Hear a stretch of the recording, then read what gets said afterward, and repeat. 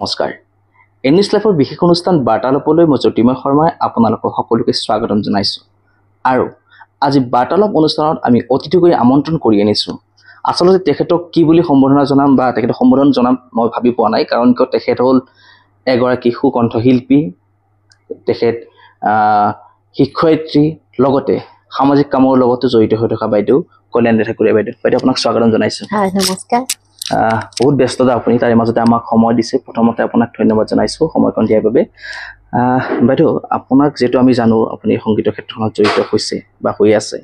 কেতিয়াৰ পৰা আপুনি সংগীতৰ যাত্ৰাত আৰম্ভ কৰিছিলে আসলতে সংগীতৰ যাত্ৰা বুলি কওঁতে বহু সৰুৰ পৰা গাইছোঁ গান গাই থাকোঁতে মানে কি হ'ল তেনেকৈ কিন্তু ক্লাছ 10 মানৰতে মই মানে সংগীতৰ শিক্ষাখিনি গ্ৰহণ কৰিছোঁ তাৰপিছত আকৌ মই কটন কলেজত পঢ়িব গ'লোঁ কটনত যেতিয়া যাওঁতে সেইটোতে চবৰে থাকে ন যেতিয়া পঢ়াৰ বিষয়ত বেছি মনোযোগ দিব দিলে মাহঁতে তো তেতিয়া আকৌ মই পঢ়াখিনি সমাপ্ত কৰাৰ কাৰণে অকণমান মাজতে ৰৈ গৈছিলোঁ গৈ পেলাই এনেকুৱা হেৰি কিন্তু তথাপি কৰি এটা ষ্টৰী আছে সৰু ক'ব পাৰোঁ নেকি তাৰ তেতিয়া মোৰ কি হৈছিলে সংগীত মোৰ খুব প্ৰিয় এইফালে কিন্তু সংগীততকৈও ডান্সটো আৰু বেছি প্ৰিয় আছিলে তথাপি আৰু সংগীততে গ'লোঁ যিহেতুকে তাৰপিছত মোৰ মানে কি হ'ল যেতিয়া কিবা এটা কম্পিটিশ্যন হয় মোৰো গান গাব মন যায় তেতিয়া কলেজ উইক চলি আছিলে আমাৰ স্কুল তাতে কলেজত কটন কলেজত তেতিয়া মানে কি হ'ল ইমান ধুনীয়াকৈ চবে মাক দেউতাক আহি যায় চবৰে একদম মাক দেউতাক আহে চবে একদম সেয়া মানে হেণ্ডছ চেণ্ডছ লৈ আহি পেলাই এনেকৈ বাদ্যযন্ত্ৰ এইবিলাক লৈ পেলাই কৰে আৰু মোৰতো কোনো নাছিলে তেতিয়া ইয়াতে ধৰা ঘৰ আছিলে ৰঙামাটিত আৰু মই তাতে আছিলোঁ হোষ্টেলত আছিলোঁ মই বিচাৰি ল'ৰা এজন কিবাকৈ বিচাৰি পালোঁ হাৰমনিয়ামৰ মই মানে গোটেইখিনি গাম আৰু তাতে কলেজ উইকত জ্যোতি সংগীত ৰাভা সংগীত চব গাম আৰু তাৰপিছত কি হ'ল জানানে সেই স্পটত ল'ৰাজন কিবা নাজানে নেকি এনেই আহিছে ল'ৰাজন নাই এতিয়া বজোৱা ল'ৰাজন নাথাকোঁতে মই এজনী মোৰ একেই গান উটি যা ৰূপালীনা গানটো মোৰ বহুত ভাল লাগে সেই গানটো গাম আৰু তেতিয়া তাৰপিছত একেই গান এটা ৰিহাৰ্চেল এফালে কৰি আছে আৰু এগৰাকীয়ে মইতো তেতিয়া নাজানো যে আমাৰ লগত যোৱা বাদ্যযন্ত্ৰখিনিক যে পইচা দি পেলাই আনে মই কিছুমান কথা বহুত মূৰ্খ আছিল মানে নাজানিছিলোঁ পইচা দি পেলাইহে যে লৈ আহে তেতিয়া মই মানে কি হ'ল সেইটো উটি যা ৰূপালীনাটো এইফালে ৰিহাৰ্চেল কৰি আছে মই আকৌ ল'ৰাজনক ক'লোঁ 3জনমান আছিলে গীটাৰ আছিলে এনেকৈ হাৰমনিয়াম তবলা তেতিয়া ক'লে এজনে ক'লে নাই মই বজাব নোৱাৰোঁ এনেকৈ ক'লে মই আৰু বুজি পোৱা নাই কিয় নবজায় আৰু বুজা নাই আৰু তেনেকৈ পইচাৰ কথা আহি যায় আৰু দুজনে কিন্তু তাৰ ভিতৰতো থাকে নহয় বজাই দিলে মই মানে এইখিনি কথা কিয় ক'লোঁ মই ছেকেণ্ড প্ৰাইজ পালোঁ গানটোত কিন্তু যাৰ লগত ৰিহাৰ্চেল তেখেতে মানে নাপালে প্ৰাইজটো নাপাই পেলাই পিছত ইমান গালি খালোঁ যে ইমানেই কথা শুনালে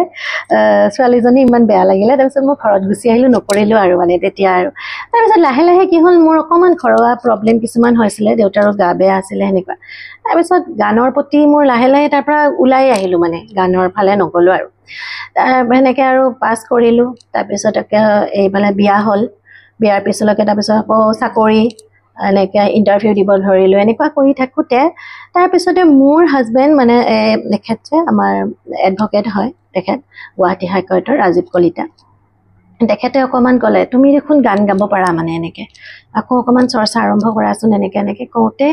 তাৰপিছত আকৌ মই 2018 মানৰ পৰা এনেকৈ কিছুমান প্ৰথম এলবাম তেখেতে ওলাই দিলে হৃদয়ে বিচাৰে বুলি গান এটা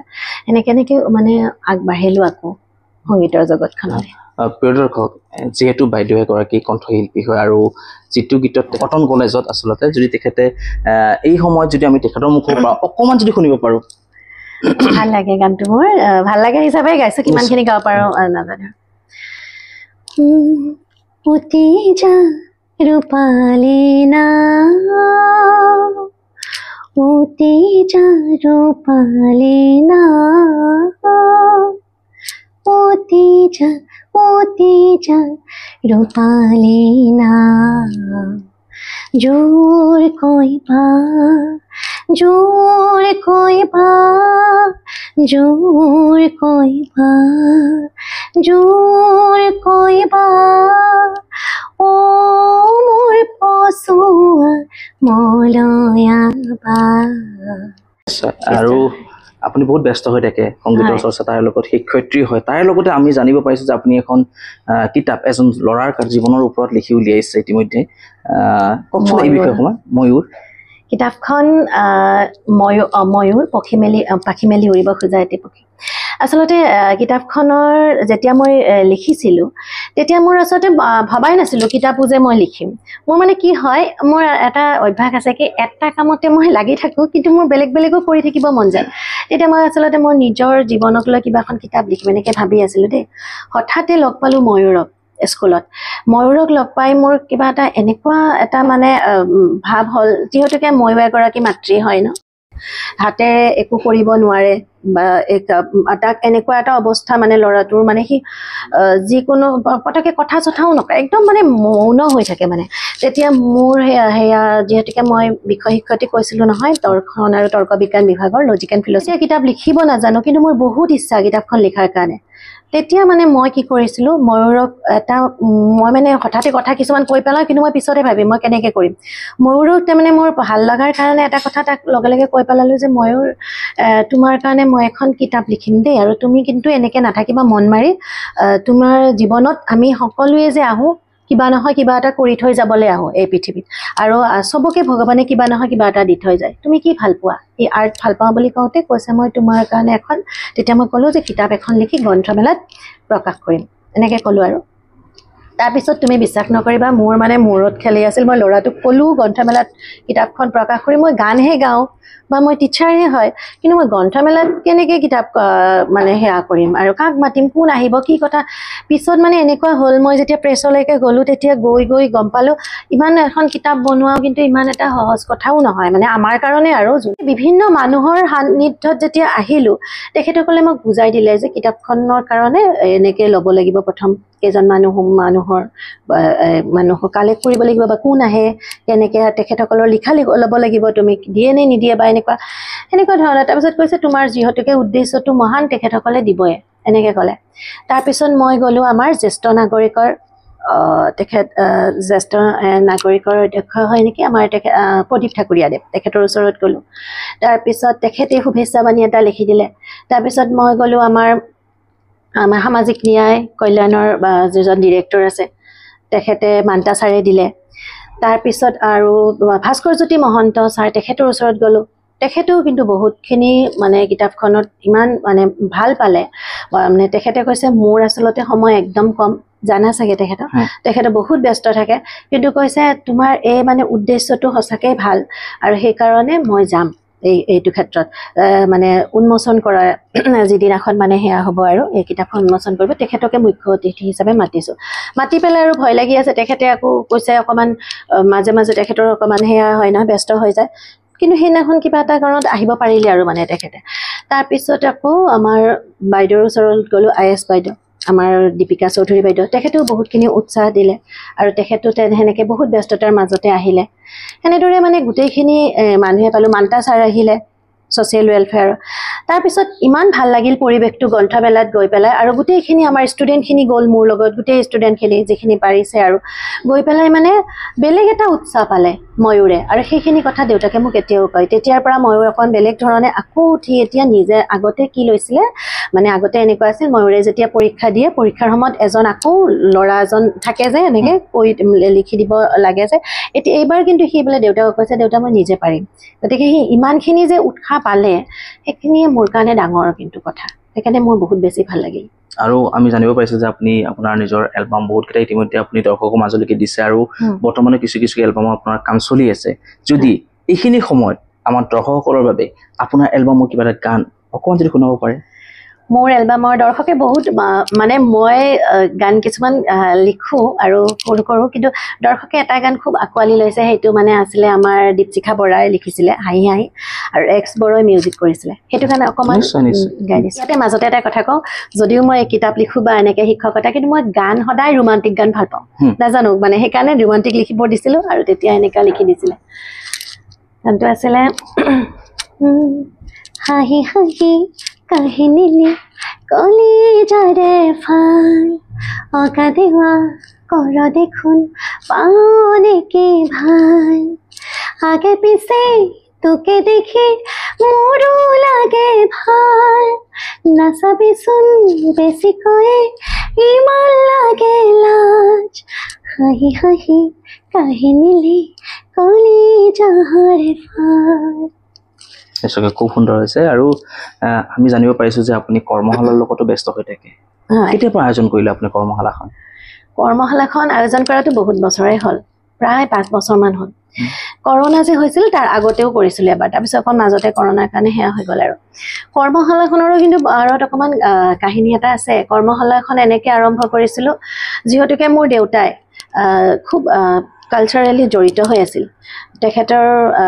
তেখেতে মানে বহুত এনেকুৱা বিষয়বিলাক ভাল পাইছিলে গান হওক ডান্স হওক কিন্তু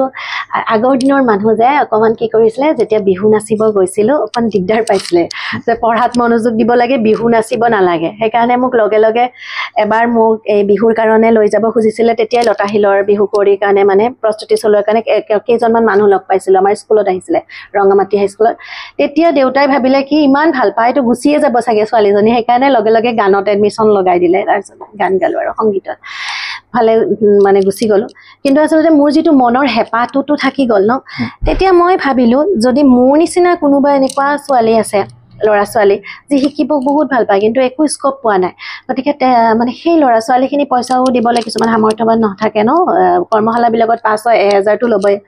গতিকে তেতিয়া মই ভাবিলোঁ মোৰ নিজৰ দৰমহাৰ যদি অকণমান থৈ গৈ থাকোঁ তাৰপিছত যদি মই পাৰোঁ এখন মানে এনেকৈ বিনামূলীয়া আখৰা কৰিম কিন্তু মই অকলেতো কৰিব নোৱাৰোঁ হয়নে সেইকাৰণে মই বহুত কেইগৰাকী প্ৰথমতে লেডি এনেকৈ আমাৰ লগ লগাইছিলোঁ কিন্তু চবৰে ধৰা হেৰিবিলাক বেলেগ বেলেগ হয় ন চবে ধৰা বিনামূলীয়াকৈ কৰিব নিবিচাৰিব পাৰে নিজৰ কিছুমান কষ্টও থাকে এনেকুৱা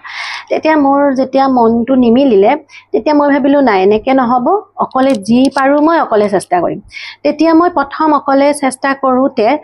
এখেতে অকণমান কৈছিলে যে তুমি কেনেকৈ পাৰিবা কিন্তু মোৰ কেইগৰাকীমান বান্ধৱী আছে এতিয়াও মানে গায়ত্ৰী মানে এনেকুৱা মানে নামটো গায়ত্ৰীয়ে আহিলে আৰু বহুত কেইগৰাকী আছে বাৰু ইয়াতে আছে মোৰ ওচৰতে সীমা বুলি এগৰাকী আছে আৰু ৰেখা বাইদেউ কৰবী বাইদেউ তাৰপিছত এনেকৈ মীনাজ বহুত কেইগৰাকী আছে বাৰু সেনেকৈ গোটেইখিনিয়ে তাৰমানে অকণমান মোক অনুপ্ৰাণিত কৰিলে আৰু তেতিয়া মই কি কৰিলোঁ চেষ্টা কৰিলোঁ কিন্তু মই ভাবোঁ মই সফল হোৱা বুলিয়ে ভাবোঁ এইখন কাৰণ 60টা ল'ৰা ছোৱালীৰ পৰা গৈ এতিয়া 300-400 যোৱা বছৰ মই বহুত ল'ৰা ছোৱালী মানে কেঞ্চেল কৰিছোঁ মানে নোৱাৰিলে মানে ঠাই নোজোৰা হ'ল ইয়াতে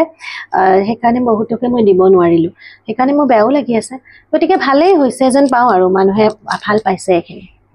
যিহেতু বাইদেউ আমাৰ সময় কমি আহিছে আমি অনুষ্ঠানটো সামৰিব লাগিব শেষত আপুনি আমাৰ দৰ্শকসকলক কি ক'ব বিচাৰিব দৰ্শকসকলক মানে আশীৰ্বাদ কৰিব দিম মানে মোক যাতে আশীৰ্বাদ কৰে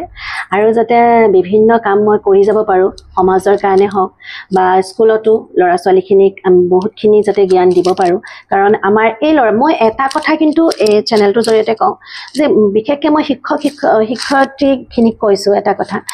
যে আমি যদি প্ৰত্যেকজন শিক্ষকে দায়িত্বশীল হওঁ কাৰণ এখন স্কুলৰ পৰাই আমাৰ কি হয় ল'ৰা ছোৱালীখিনি গুচি যায় হয়নে মানে গুচি যায় মানে কি কৈছোঁ এদিন গৈ পেলাই আমাৰ কি হ'ব দেশৰ নাগৰিক হ'ব ভাবাচোন প্ৰত্যেকখন স্কুলৰ ল'ৰা ছোৱালীক প্ৰত্যেকজন শিক্ষকে যদি আমি ভাল কৰিব পাৰোঁ আদৰ্শৱান কৰিব পাৰোঁ তেতিয়া কি হ'ব আমাৰ দেশখনত যে আমি যে এতিয়া নিউজত বাজি থাকে এইটো হৈছে ঘটনা এইটো হৈছে এইবিলাক আচলতে কি হয় জানানে আমি যেতিয়া মানসিকভাৱে যেতিয়া ল'ৰা ছোৱালীখিনিক শিক্ষা দিব পাৰিম তেতিয়াহ'লে সিহঁতে গৈ পেলাই এদিন কিন্তু দেশৰ কি হ'ব নাগৰিক হ'ব আৰু দেশখন সুস্থ সবল কৰি ৰাখিব আৰু এই ক্ষেত্ৰত আজিকালি যিহেতুকে মাক দেউতাক সকলোৱে কৰ্মমুখী হৈ পৰিছে শিক্ষক শিক্ষয়িত্ৰীখিনিৰ লগত ল'ৰা ছোৱালীখিনি বহুত সময় অতিবাহিত কৰে আৰু সেইকাৰণে মই ক'ব খোজোঁ যে শিক্ষক শিক্ষয়িত্ৰী গোটেইখিনি এনেকুৱা দায়িত্বশীল হোৱা উচিত যে আমি এগৰাকী মহান মানে ল'ৰা ছোৱালীক আমি সদায় মানে আমি ওলাই নিব পাৰোঁ এখন স্কুলৰ পৰা এখন বিদ্যালয়ৰ পৰা শেষত আপুনি আপোনাৰ এটা গীতেৰে আমি অনুষ্ঠানটো সামৰণি মাৰিব বিচাৰিম কি শুনাব আপুনি আমাৰ দৰ্শকসকলক মোৰ গীত এতিয়া গীত বুলি ক'লে মই পাহৰিয়ে যাওঁ লিৰিক্সবিলাক তথাপি মই এটা গাইছোঁ দেই মই প্ৰথম লিখিছিলোঁ এইটো গান অকণমান যি মনত আছে গাইছোঁ হৃদয়ে বিচাৰে মৰম ভৰা এখনি হৃদয় চিৰাবলে পামনে ঠাই বেজাৰ তোমাৰ কাষত তুমি দিবা মোক অকণমান পাহৰিছোঁ বেয়া নাপাবা এইখিনিয়ে গাইছোঁ আৰু গতিকে বাইদেউ আপুনি ইমান ব্যস্ততাৰ মাজতে যে আপুনি আমাক ইমান সময়কণ দিছে তাৰ বাবে এনিছ লাইফৰ পৰিয়ালৰ পৰা আপোনাক অশেষ ধন্যবাদ জনাইছোঁ হয় তোমালোককো ধন্যবাদ জনাইছোঁ যে মোক এইখিনি ক'বলৈ সুযোগ দিয়াৰ বাবে ধন্যবাদ